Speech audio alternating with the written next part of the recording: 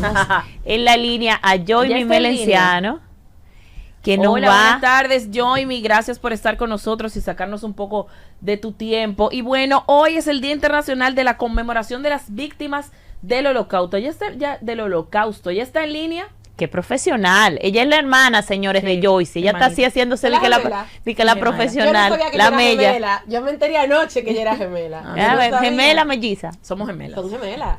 Ustedes la oyen ahí de profesional, pero su hermana. Ay, que lo baja un poquito, Joyce. Baja un poquito donde nos estás escuchando.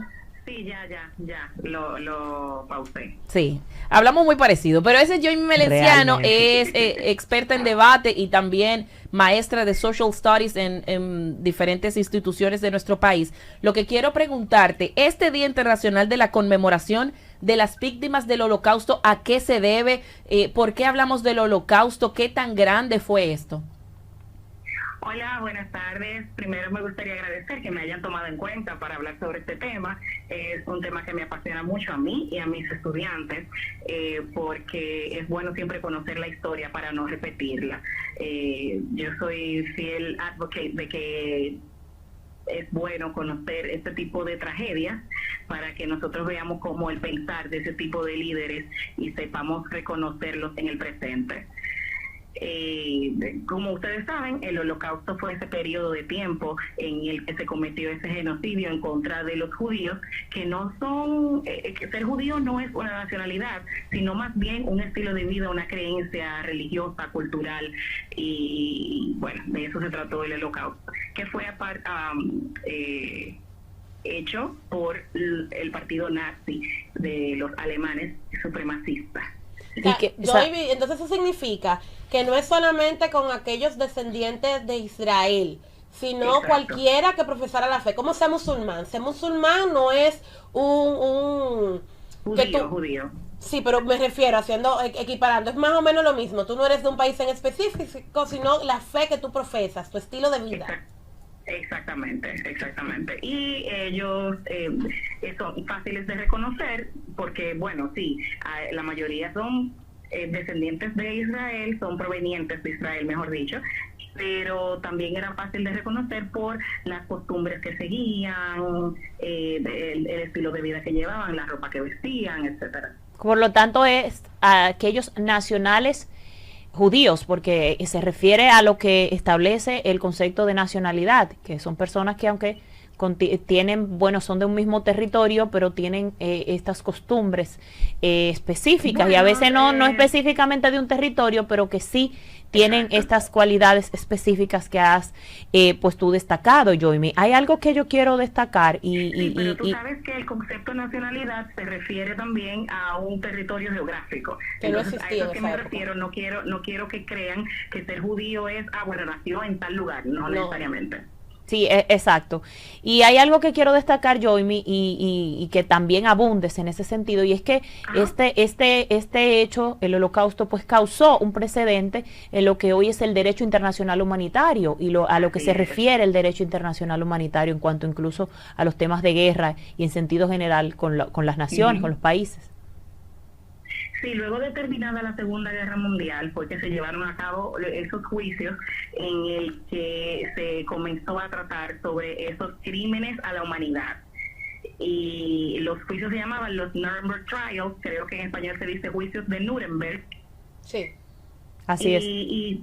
Entonces empezaron a tratar esos crímenes a la humanidad, en el que se vieron esos crímenes de genocidio, pero también todos los que estuvieron envueltos en esa discriminación y ¿cómo se dice, Joyce? Sectorización de los judíos. Tú sabes, Joymi, que tú decías al principio del programa que es bueno conocer la historia para no repetirla y conocer esos detalles de esos líderes que nos pueden decir, ahí hay algo raro. ¿Qué cosa podemos identificar de ese momento del Holocausto que tal vez estén viviendo algunos países ahora? Porque estamos viendo estas guerras que se están dando entre Rusia y Ucrania, por ejemplo. Exactamente. Sí, desde que un líder empieza a a tener ese tipo de discurso de que nosotros somos la raza superior y contra nosotros nadie puede, y de que hay personas que son inferiores, o hay personas que lo que hacen es quitarle a nuestra economía, quitarle a nuestras costumbres. Nosotros somos más altos, más bonitos, nosotros somos más inteligentes. Ese tipo de discurso que algunos líderes tienen, incluso hoy en día, es bueno como prestarle atención. A propósito de eso, Joymi, y partiendo de lo que has dicho, señores, hay que tener mucho cuidado con aquellos líderes de hecho República Dominicana que toman estas consignas en torno a los haitianos y a lo que tiene que ver con la República de Haití, y que de hecho lo vinculo a nosotros y a lo que más parecido, ¿verdad?, con el tema de los haitianos, y que toman estas consignas, como bien tú señalas, en ese sentido de que nosotros somos superior, de que afecta a nuestra economía, y que coincide bastante con lo que tú acabas de explicar. Así es. Incluso dentro de nuestro círculo de amigos, yo siempre trato como de hacerles entender a algunas personas de eso, de que, óyeme, ese discurso súper nacionalista, porque te explico, Hitler nació, o la figura de Adolfo Hitler nació luego de este sentido nacionalista que arropó Europa completo. No fue solamente él fue uno de los más destacados por este genocidio masivo, valga la redundancia, porque obviamente el genocidio es masivo, pero este genocidio y este discurso de superioridad, él no era el único que tenía ese discurso, él fue el más trascendente. Entonces tú nos estás diciendo que hay que ser cuidadosos porque hay una línea muy fina en el que uno defiende los derechos de tu nación y en lo que entonces tú te vuelves un racista. Hay una línea fina, pero muy fina en ese que caminar. Muy fina. Y muchos dominicanos rayan en eso. Yo entiendo que tú seas nacionalista y te sientas orgulloso de ser dominicano y exaltes tu nacionalidad y tu costumbre y tus tradiciones, etcétera. Pero de ahí a tú creer que lo tuyo es lo mejor, ya entonces se raya en esto. Hay una parte oscura del holocausto que usted cuenta y no creo que usted tenga la valentía de decirlo aquí, lo voy a retar. Hay una parte oscura del holocausto y los judíos. Pero en sí que es esto, sí, porque que usted, es tu hermana, usted ha dicho anteriormente y que hay cosas de la historia que no son tan así. Sí, es cierto. Incluso, ¿Cómo te lo ponía ahí? Hay teorías conspirativas de que los judíos han puesto el holocausto como algo que no es. Pero bueno, esas son teorías conspirativas, así como la Tierra es plana. O sea, son cosas que hay un grupo de personas que la creen, se hacen famosos y empiezan a tener seguidores, pero la historia no miente. Hay muchísimos sobrevivientes del holocausto que hablan de su experiencia, hablan de las cosas que vivieron en esos guetos. Se dice ghetto en español, ¿verdad? Ghetto en español. Como ¿cuáles son, por ejemplo, un ejemplo de alguna de esas teorías, Joymi? Ay, no. No, yo le voy a decir por ella. Hay mucha gente que dice que realmente no murieron 6 millones de personas y que si murieron 6 millones de personas, que dónde están los cadáveres. Hay mucha gente que dice que el doctor Mengele, si mal no recuerdo, que era el que hacía los experimentos en humanos, que todos esos experimentos que supuestamente hacían con los presos de guerra realmente no existieron.